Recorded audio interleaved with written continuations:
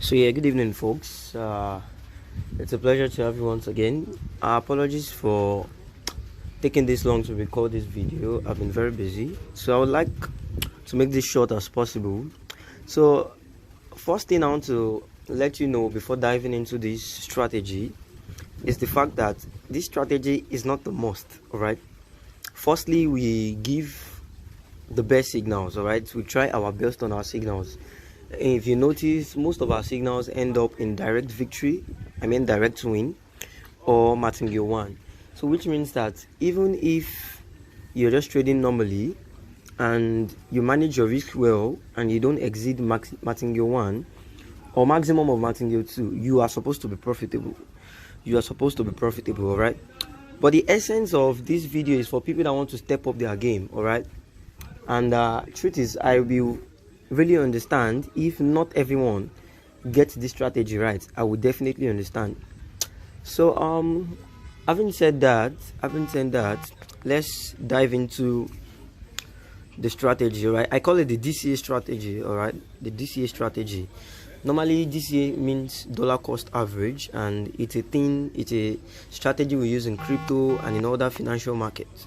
Now I'm bringing it down to binary trading now, so you can be a beneficiary. All right. So what are the steps to take? The first step I wrote here is that, okay, like I said, make sure you enter immediately with respect to the time on the signal. All right. See, if you want to get the same result as the signal, all right, make sure you enter immediately, if possible with the same seconds.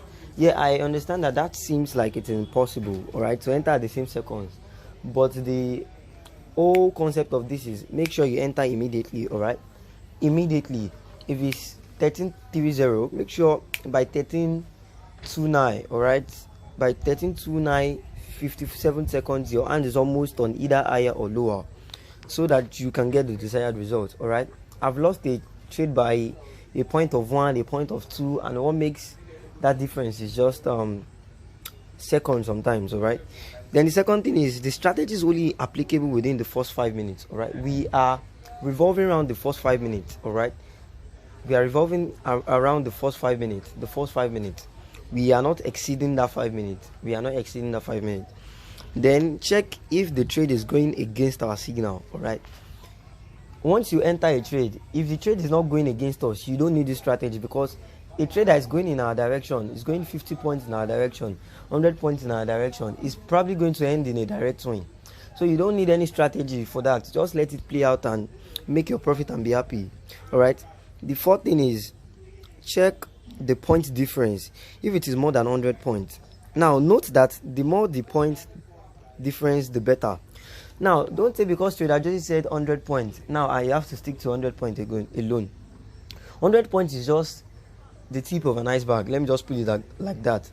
Like, it's just you can have 80. I don't consider all those ones, because the probability that even at minus 90 the trade is still going to end in a direct win is still very high. All right, but 100 and above, you can have 150, you can have 200. All right, see, the wider it is, the more probability of you winning that trade, because a trade has gone above your entry 300 points. It is far from your entry. The probability that you're going to lose that trade if you don't use this strategy, it is very high, because it has gone too far from your entry. All right, now if you have an opportunity at minus 150, minus 200, enter at that point. All right, it doesn't have to be 100 alone, but 100 is like the standard. And check the time. All right, deduct the current time from 5 minutes. Now this is the technical part. This is the part I really want you to listen to. All right, now we know that all our trades take 5 minutes to expire. The trade duration is 5. Now out of the 5 minutes, immediately you enter a trade, the first minute start counting. 4:59, 4:58, 4:57. This is what I do. In the first 1 minute I observe, because that is too early. Now starting from the first 1 minute that expires, where you have at exactly 4 minutes to go, that's where I start looking for entries for my strategy. All right, if I see that after a minute has gone, please listen carefully, after a minute has gone, we have 4 minutes more. If I see that the trader started going against me. It started going against me. Minus 20, minus 30, minus 35, minus. Immediately it gets to maybe minus 150 something, minus 120 something. Immediately I look for an entry. Now I said the strategy it revolves around the first 5 minutes. All right. By the time I find an entry and I want to enter, if 2 minutes has gone, I know that I have exactly how many minutes more? 3 minutes more. I entered at 13:30. All right. The current time is 13:32, and that was where I found my entry. I know that for this trade to expire, we have just 3 minutes to go. All right. Immediately I change my time frame to 3 minutes instead of the usual 5 minutes that it is, and I double the amount and I enter with 3 minutes. Now, if you do it well, your first entry, which is 5 minutes, that is already reading, and the one that you just enter now, they should close at almost the same time, maybe from seconds difference, right? So don't do me the mistake of entering another new trade again, doubling your trade again with the same 5 minutes that you've entered before. No, you are already spoiling the whole strategy like that. You must deduct the time remaining, all right, before you enter. If 3 minutes has gone, you know that it is 2 minutes that you have already.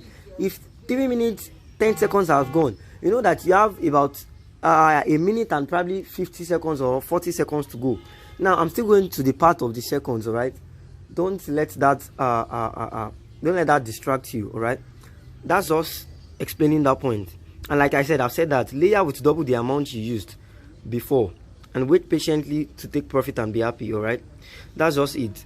Now before I go to the practical, I'll be showing all this on the chart. Before I go to the practical, these are some instances that I want you to note, all right?